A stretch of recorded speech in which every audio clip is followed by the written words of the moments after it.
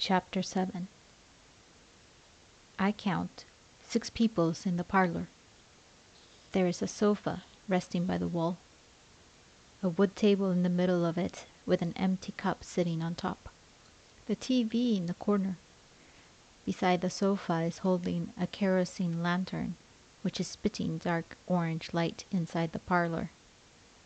I throw my eyes around the woman's first. There is Labake, the one with white face, standing near the TV, slapping her stomach as if there is evil inside of it. Beside her, another girl. She looked like half a adult and is wearing long robe, a green-black color in the light of the lantern. I look her from the low-cut hair on her head to the swollen of her stomach. As if she is thinking I will use my eyes to be plucking her baby out from her stomach, she turned it from me and faced the wall. I look the children sitting on the floor, all 4 girls. They're blinking eyes at me as if I am a TV movie with too much flashing light. The most young of them look like she is 1.5 years of age. All the girls are not wearing correct cloth, only pant. Even the one with cola nut size breast is not wearing brassiere. I used to see that one at the stream, wearing just pant, dragging water inside clay pot. Me and her have played 10-10 before, long times ago. Just then her name entered my brain. Kike. She is 14, same age as me.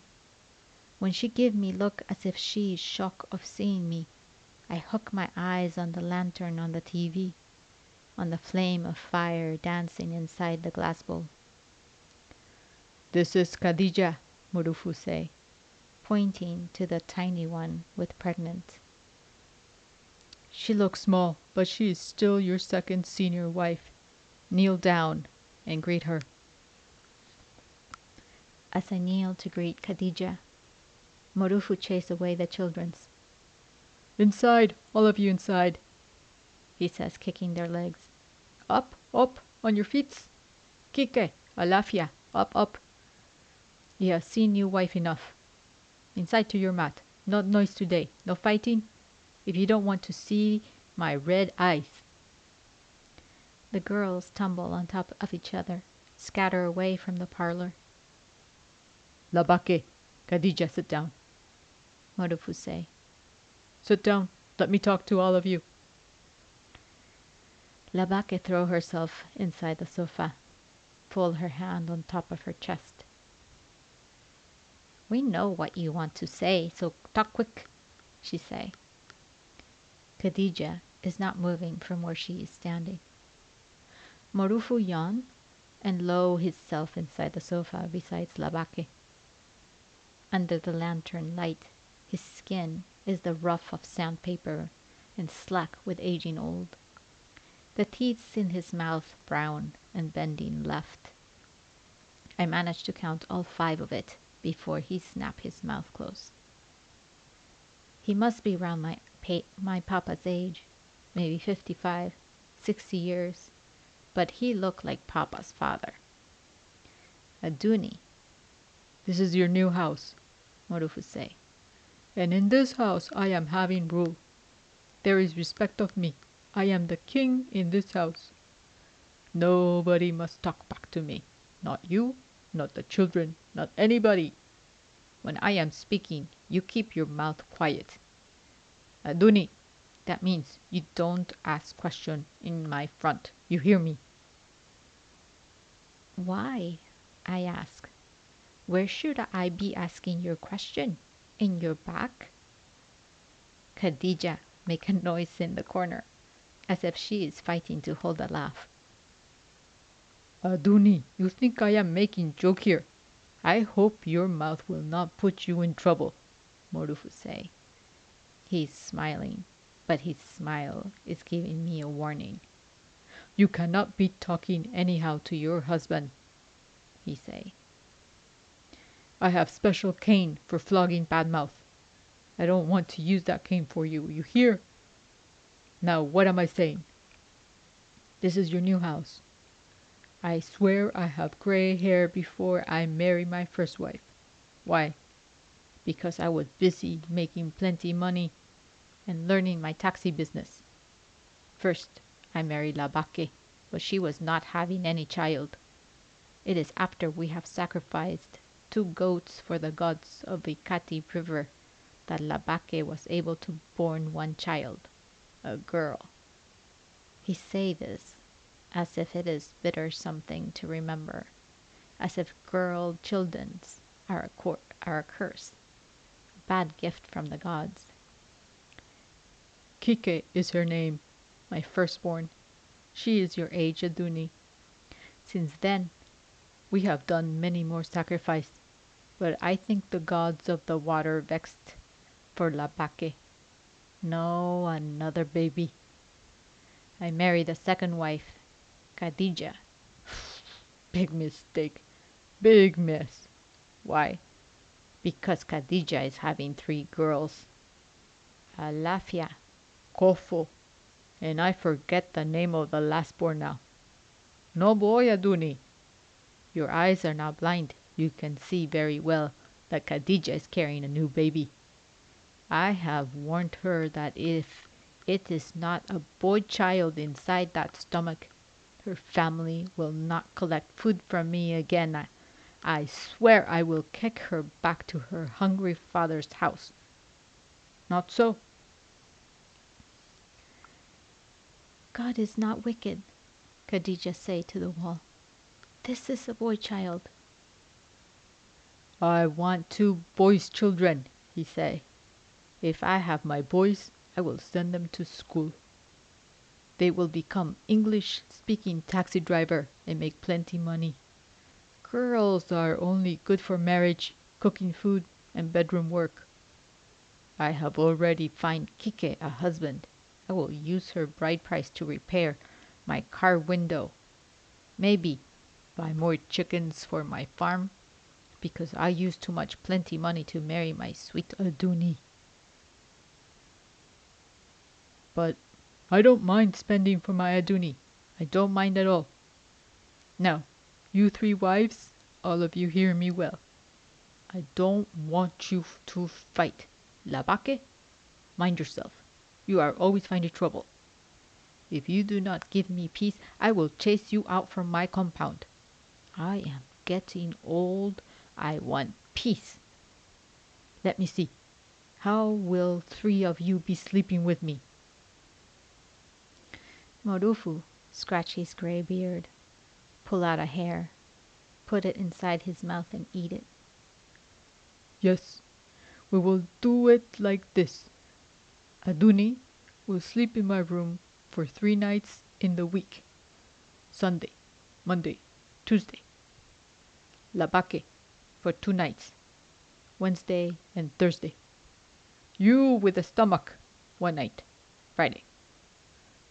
Me, I will keep the last night to myself to gather energy. Aduni is a new wife with young blood. She must born a boy child for me. Not so, Aduni. He laughed, but no one is joining him in the laughters. Is he meaning to say we be sleeping on the same bed like a lovers? Is he wanting to see my naked? To do me the nonsense and rubbish things that adult people used to do? I shiver. I put my hand around myself. Nobody ever see me naked. Nobody except my mama. Even when I am bathing in Ikati stream, I am using the water as a cover cloth, wrapping my whole body inside it. I don't want Marufu with his rag face to be touching me. I don't want a husband. I only want my mama. Why death collect her from me so quick? My eyes pinch with tears, but I bite my lip till I break the skin of it. Morufu pushed himself to his feet and removed the agada he was wearing for the wedding. He is not a fat person, but he have a round stomach. It look hard too, like coconut. Maybe there is a disease inside it. I forget the name of it, but teacher say in class of science that the sickness is causing stomach to be hard when you are not pregnant and when you are not eating a balancing diet. I think Morufu is having this sickness. Khadija will show you the kitchen and bathroom and everywhere in the house. Nothing to be afraid of, you hear me? He say. Let me go and prepare myself for you. You have any question? I want to be asking if he can release me, go back to my papa. I want to tell him to don't touch me this night or ever, ever. But I am shaking my head, shivering, shivering. The cold is colding me, even though Labake's head is shining with sweat, and Khadija is using her hand to be fanning herself. No questions, sir, I say. Thank you, sir. When Morufu leave us, Labake stand up, tight her cloth around her waist, as if she is making preparations for a fight. You and my Kike are of same age, she say, eyes blinking fast. Your dead mother and me, we are age mates. God forbid for me to share my husband with my own child. God forbid that I am waiting for you to finish with my husband before I can enter his room. Ah, you will suffer in this house. Ask Khadija. She will tell you that I am a wicked woman, that my madness is not having cure. She clicked her finger in my face and pushed my chest so that I am falling inside the sofa. I will suffer you till you run back to your father's house. I shock so much I start crying.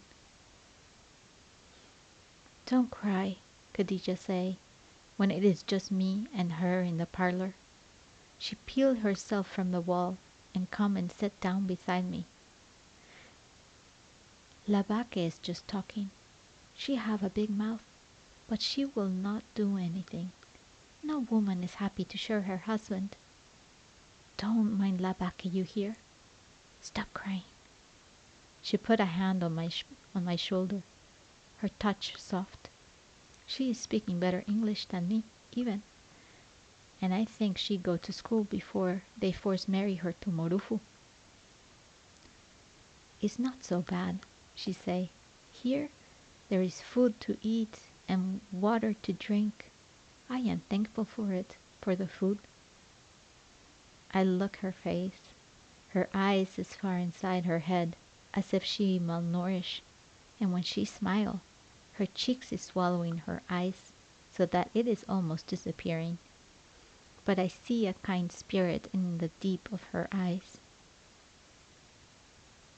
I am just wanting my mama, I say, talking whisper. I didn't want to marry Morufu. My papa say I must marry him because he pay our community rent.